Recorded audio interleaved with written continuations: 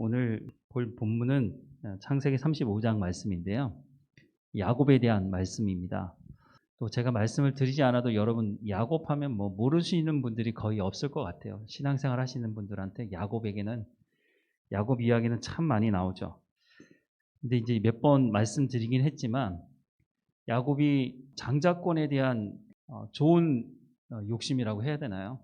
둘째로 태어났지만 장자에게 이어지는 하나님의 약속의 언약의 장자를 통해서 이어지니까 자기가 장자가 돼야 되겠다. 근데 뭐 서열상으로는 장자가 될 수가 없는 거잖아요. 아무리 쌍둥이라도 아무리 에서의 발목을 잡고 나왔을지라도 나오는 순서대로 하는 거니까. 정말 그런지 모르겠지만 원래는 생물학적으로는 둘째가 먼저 만들어진다고 얘기하는데 그건 뭐 제가 산부인과 의사가 아니라서 잘 모르겠는데 인터넷 찾아보니까 또 그런 내용이 있기도 하더라고요. 어쨌든 먼저 태어났으니까 형이 에서였고 야곱은 이제 동생일 수밖에 없었죠. 그런데 하나님께서 어머니 리브가가 임신했을 때 하나님께서 약속의 말씀을 주셨잖아요. 그렇죠? 큰 자가 작은 자를 섬긴 것에 대해서 이미 말씀하셨지만 그게 도대체 무슨 의미인지 사실은 정확하게 알 수가 없는 거죠. 하여튼 언약의 말씀은 받고 태어났지만 태어나 보니까 동생이었기 때문에 늘 어떻게 하면 내가 장자가 될 수 있을까 이런 것 때문에 참 말도 안 되는 사건이 벌어지잖아요. 팥죽 한 그릇으로 어떻게 장자권을 살 수가 있어요. 말도 안 되는 일이죠. 그런데 그만큼 야곱으로서는 내가 어떻게 하면 장자가 될 수 있을까? 어떻게 하면 하나님이 주시는 복을 내가 이어서 갈 수 있을 것인가? 그런 고민을 했죠. 오죽하면 아버지까지 속이겠어요. 근데 참 제가 이제 이삭의 나이가 되지 않아 봐서 잘 모르겠어요. 앞이 안 보일 정도로 내 앞에 지금 누가 와 있는데 이 사람이 누구인지 분간할 수 없을 정도가 이삭이 됐으니까. 근데 그때만 하더라도 이삭이 죽을 날이 멀지 않을 거라고 생각했는데 그 이후로 이삭이 얼마나 더 살죠? 최소한 20년 이상은 더 삽니다. 그 나이 드신 분들이 죽겠다 하는 얘기는 그게 살겠다는 얘기지 죽겠다는 얘기 하는 게 아니라는 거 아시죠? 어쨌든 야곱이 그 일 때문에 집안에 계속 있을 수 없었고 형 에서가 이제 일을 가는 거죠. 아버지 돌아가시면 저거 죽여버리겠다고 하는 그 마음 때문에 어쩔 수 없어서 이삭이 야곱을 부르죠. 많은 분들이 야곱이 야반도주한 거라고 생각을 하시는데 야반도주한 게 아니었거든요. 이삭이 두 아들을 하루아침에 잃을 수도 없으니까 그래서 야곱을 불러서 너 여기서 네 색식감을 찾지 말고 외삼촌 라반 집으로 가서 그쪽 가서 네 색식감을 찾아라 라고 했을 때 야곱의 나이가 몇 살이었다고 그랬죠? 야곱의 그때 나이가요 대략 70세 정도 됐습니다. 70세는 적지 않죠. 그때하고 지금하고 좀 다른 것 같긴 한데 어쨌든 적은 나이가 아닌 나이에 외삼촌 라반의 집을 향해 가게 되죠. 얼마나 외로웠을까요?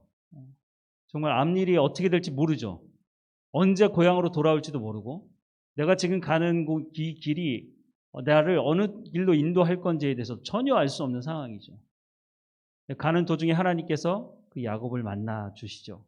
그래서 환상 중에 천사가 오르락내리락 하는 것도 보고 하나님의 말씀을 직접 듣죠. 하나님의 언약의 말씀을 듣습니다.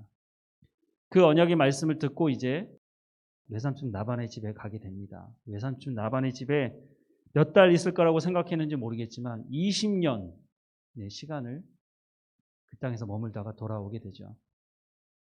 빈손으로 갔죠. 아무것도 든 것이 없었는데 20년 정도 지나고 집으로 돌아올 때는 재산도 있었고 소와 양이 있었죠.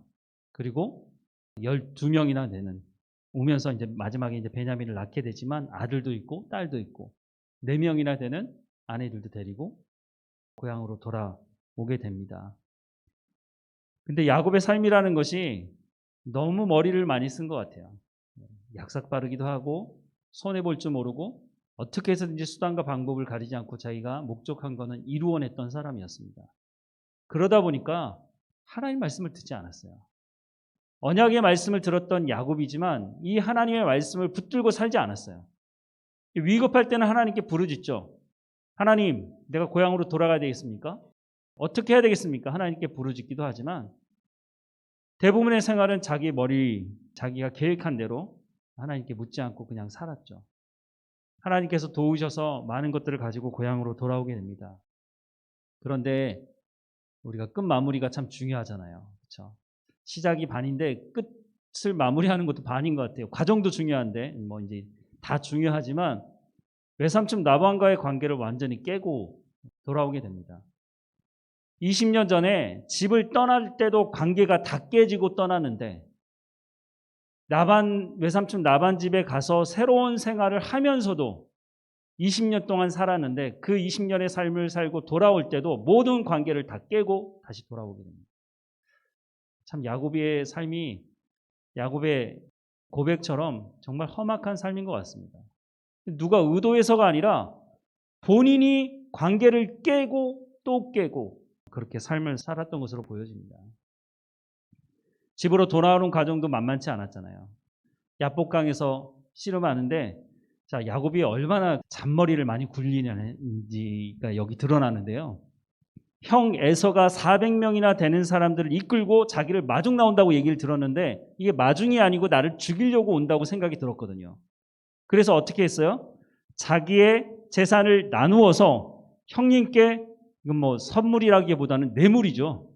이거 먹고 형님 절 봐주십시오. 이런 거잖아요. 그런데 그것도 첫 번째 게 안 되면 두 번째 것도 다 드리겠다는 거예요. 그리고 가족들을 보내는 순서도 보세요. 누구를 제일 나중에 두죠? 라헬. 가장 사랑하는 사람을 가장 나중에 두는데 다 건네보내고 자기 혼자 남잖아요. 이거 뭘 말하는 걸까요? 야곱은 정말 이런 말을 하면 될지 모르겠는데 야곱이 나중에 뭐라고 할지 모르겠지만 잔머리 대갑니다 진짜. 자기의 전 재산을 다 잃어도 내 가족 중에 모든 자식을 다 잃어도 아니 내가 가장 사랑하는 라헬조차 잃어도 어떻게 해요? 자기만 살면 된다는 거예요. 왜 같이 건너지 않아요? 아니면 가족들은 남겨놓고 자기가 야복강에서 씨름을 해야죠. 다 내보내고.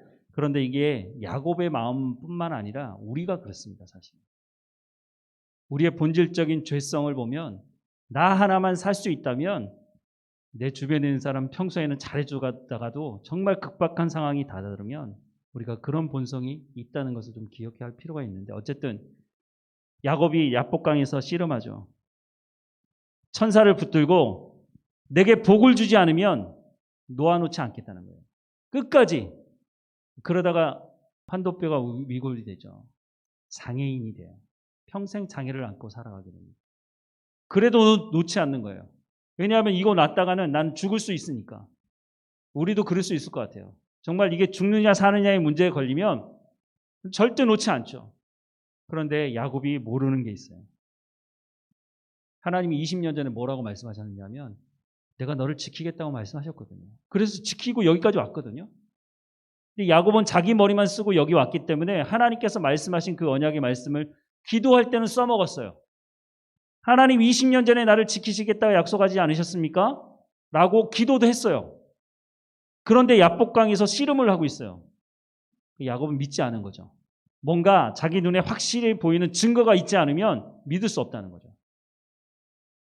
그 과정을 통해서 이제 형을 에서를 만나고 모든 문제가 잘 해결된 것으로 보여졌습니다. 그런데 이제 정말 손쓸 수 없는 사건이 터지고 말죠. 디나 사건.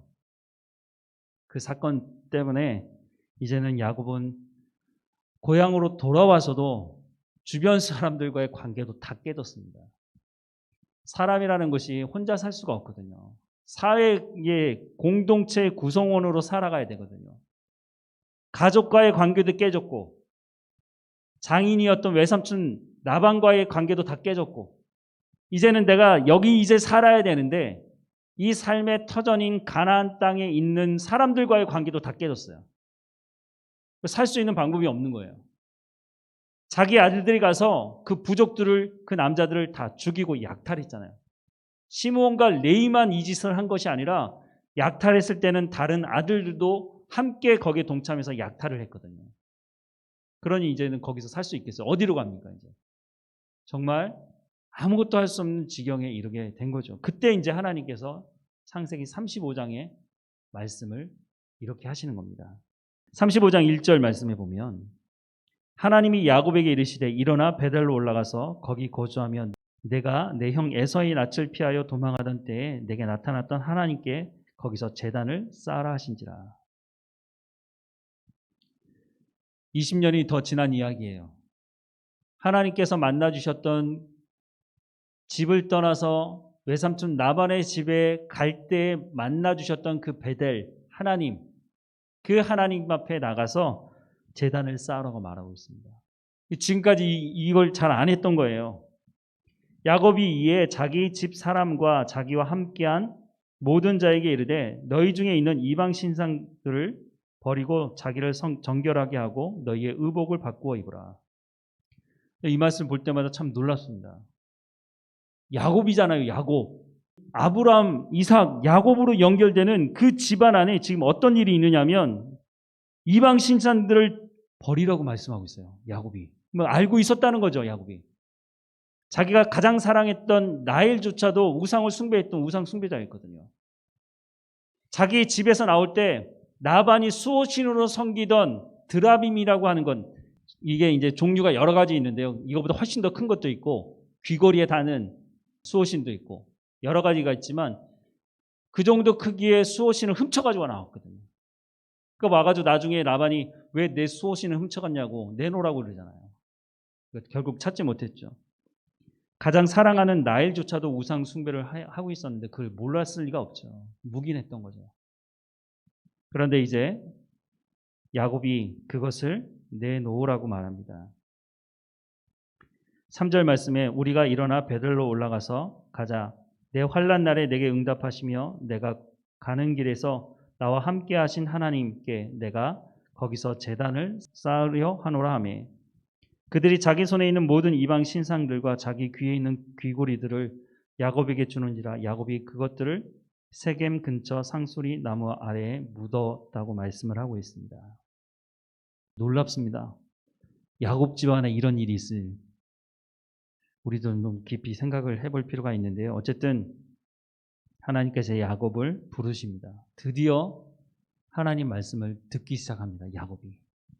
이때 나이가 아까 집을 떠날 때 나이가 70세 정도 됐다고 하니까 이때 나이는 20년이 훌쩍 지났으니까 90세가 지난 나이인 것입니다.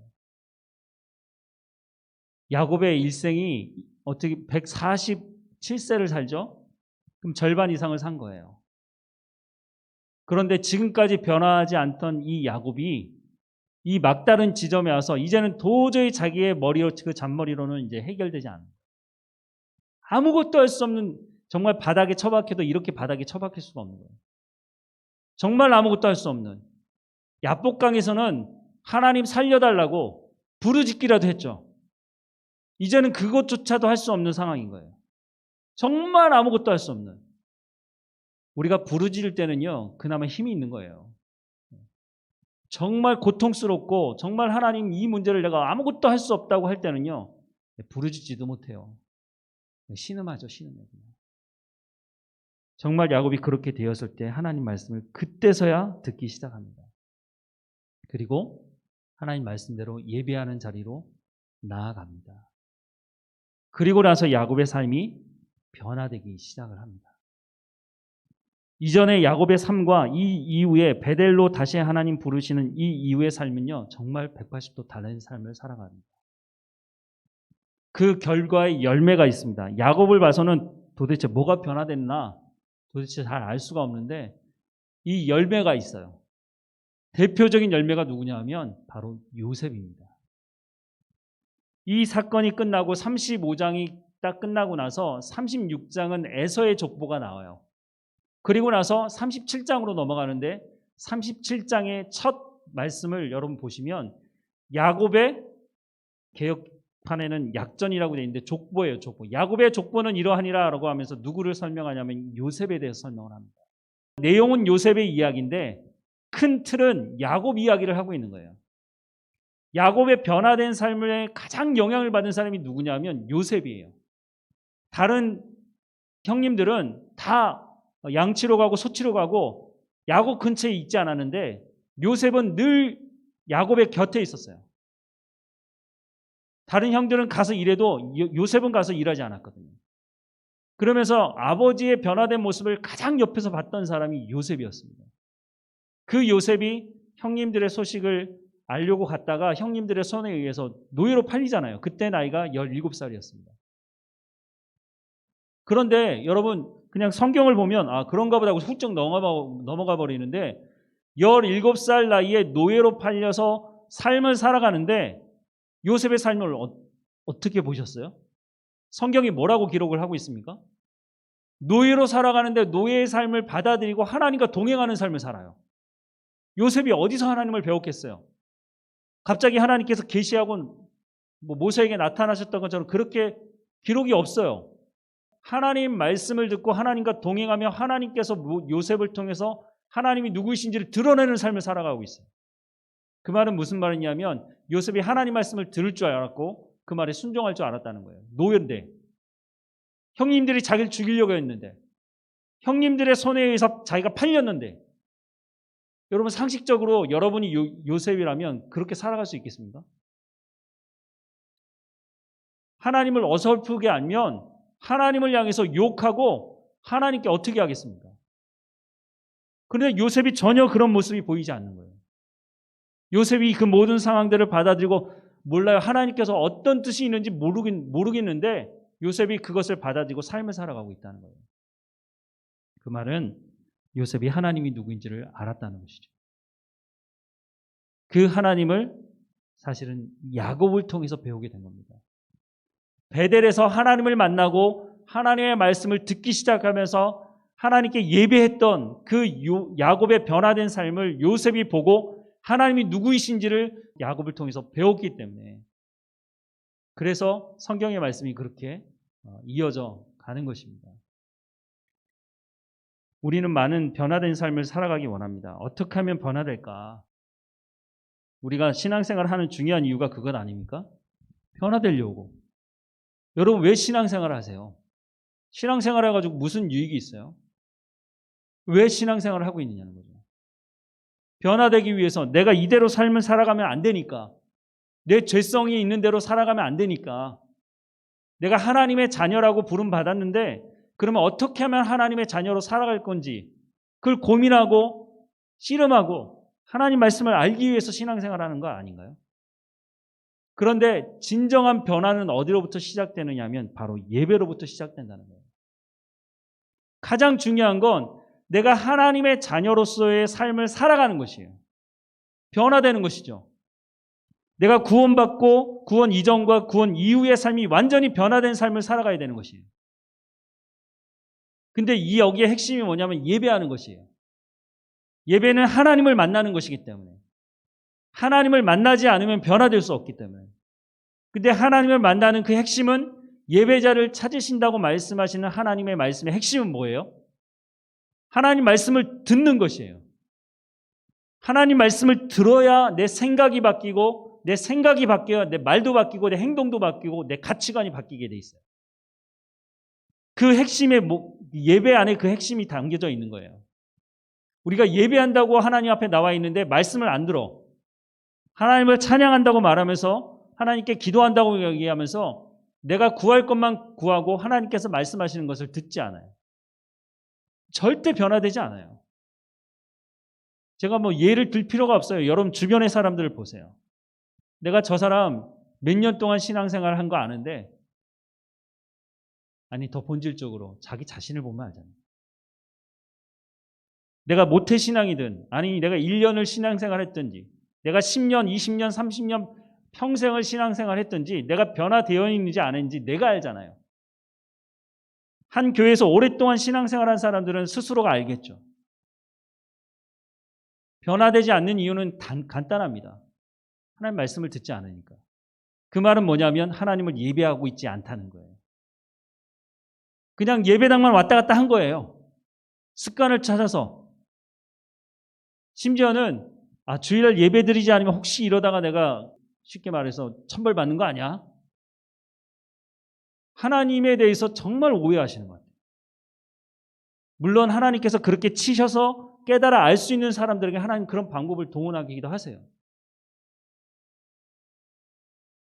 우리의 삶이 예배를 통해서 변화되어질 수밖에 없는 거예요. 그래서 예배가 중요한 거예요. 어떤 교회에 중요한 일이 있어도 예배보다 우선될 수 없는 거예요. 내 삶에 어떤 문제가 있어도 예배보다 더 우선순위가 될 수 있는 것은 없는 거예요. 왜냐하면 예배를 통해서 하나님을 만나야 되고 하나님의 말씀을 듣는 시간이기 때문에 그것을 통해서 내 삶이 변화될 수 있는 원동력이 그것으로부터 나오기 때문에 그래서 예배는 생명을 걸고 드려야 하는 거예요. 야곱이 그것을 보여주고 있는 거예요. 그렇게도 변화되지 않는 야곱. 자기가 생각하는 것을 얻어내기 위해서 수단과 방법을 가리지 않고 살던 그 야곱이 드디어 하나님의 말씀을 듣기 시작하는 예배의 현장 가운데 나가니까 이 사람이 변하는 거예요. 그 사람만 변하는 게 아니에요. 하나님을 만나고 하나님의 음성을 듣고 예배하는 이 야곱이 변화되니까 가족이 변화되는 거예요. 요셉이 변화되잖아요. 요셉만 변화된 게 아니에요. 그 영향력이 자기 아들들에게도 영향력이 가요. 대표적인 사람이 유다예요. 첫째 장자는 누벤이었지만 형제들이 큰형 누벤이 얘기하면 말을 안 들어요. 말을 안 듣기도 해요. 누벤을 보면요. 중요한 자리에서 안 보여요. 안 보여.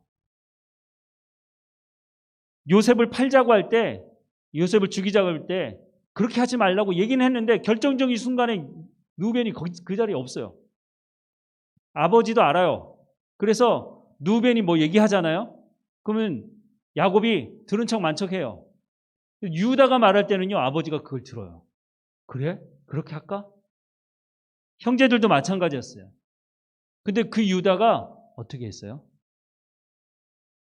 어쩔 수 없는지 모르겠지만 요셉을 파는데 앞장섰던 사람이 바로 유다예요. 그 집으로 돌아왔어요. 피 묻은 옷을 가지고. 아버지 야곱이 어떻습니까? 식임을 전폐하죠. 가장 사랑했던 라헬의 아들이었는데 첫 번째 아들이었습니다. 얼마나 사랑했겠습니까? 그 아들이 죽었다고 하니까 아버지의 삶이 엉망진창인 거예요. 그걸 누가 보고 있어요? 유다가 보는 거죠. 유다는 책임감 있는 사람입니다. 그 유다가 집에 더 이상 있을 수가 없어서 집을 나가게 됩니다. 여러 가지 사건들을 통해서 결국은 다시 돌아오죠. 예배를 성공적으로 드리는 것은 너무너무 중요합니다. 나를 위해서, 먼저는 가장 중요한 것은 나를 위해서. 내가 변화되어야 되기 때문에. 우리가 이 시간에도 하나님 말씀을 듣는 것처럼 주일에 하나님 앞에 예배 드릴 때 지난주, 지지난주에도 계속 말씀드렸지만 우리가 어떤 자세와 어떤 태도로 와서 하나님 앞에 예배 드리냐에 따라서 우리의 삶이 변화되느냐 변화되지 않느냐가 거기서 결정이 돼요. 수동적으로 예배하지 마시고 내가 이 예배를 드리며 하나님의 말씀을 듣기 원합니다. 하나님 나를 예배자로 부르셨는데 하나님 내가 하나님 찾으시는 예배자로 하나님 살아가겠습니다. 하나님 말씀하십시오. 내가 그 말씀대로 순종하겠습니다. 라고 하며 예배 자리에 오는 것이에요. 그 마음을 가지고 하나님을 찬양하는 것이고 그 마음을 가지고 하나님께 기도하는 것이에요. 내 방법대로 내가 하고자 하는 대로 하면요 변화되지 않아요.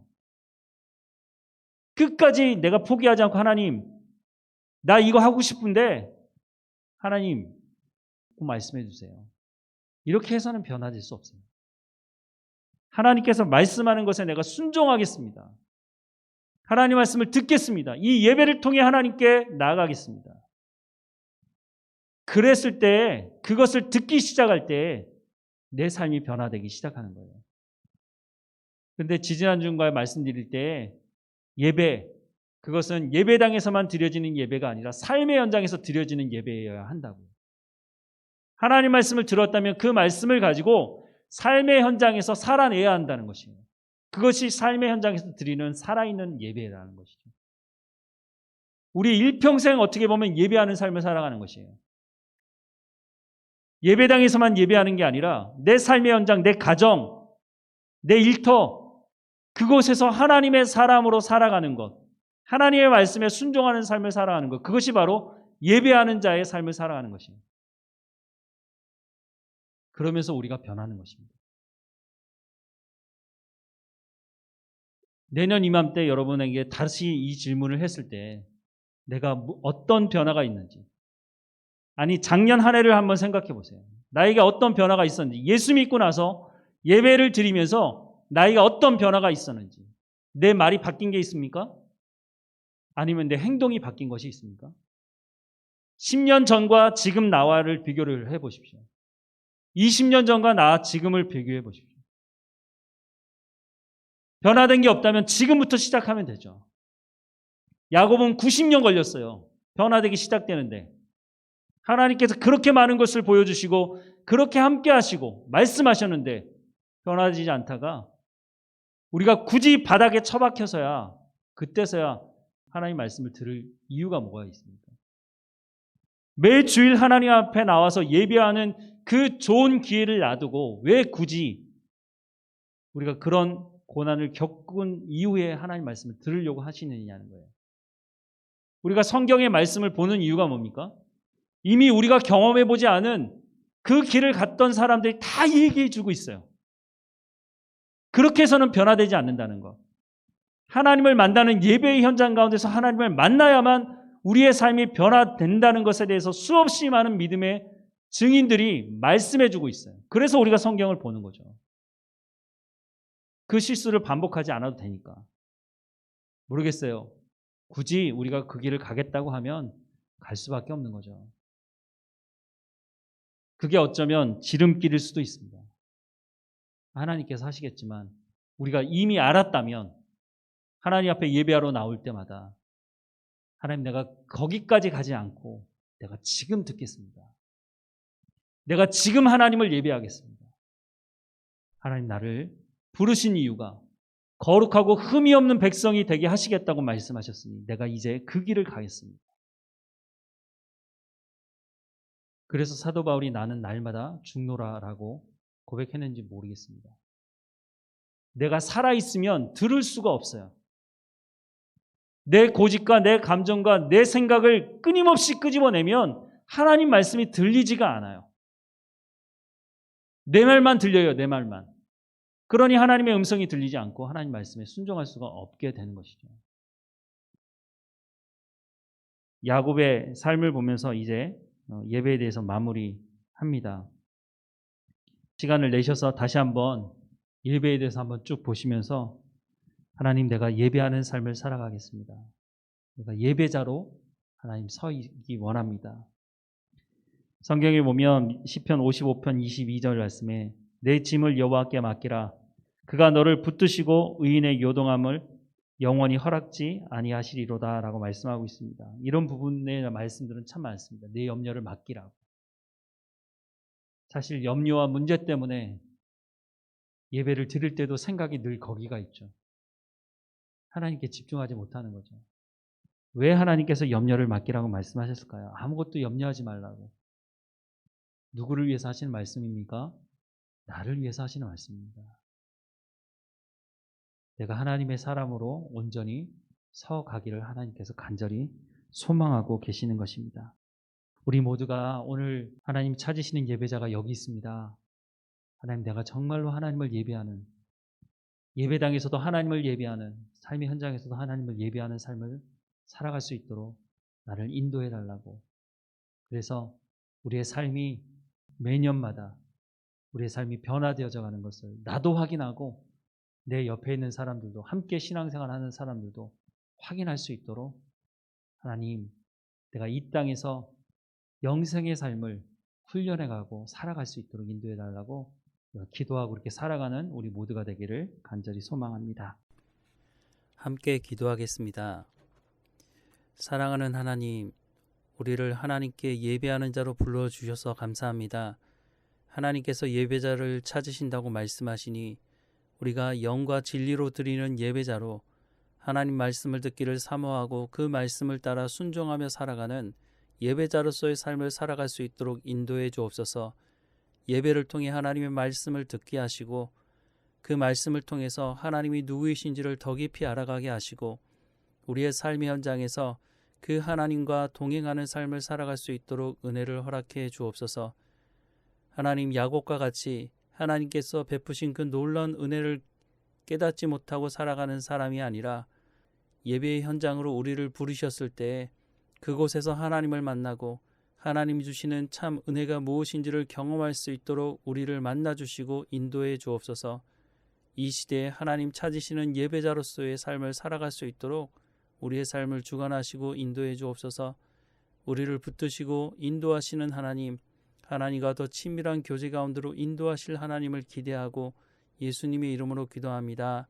아멘.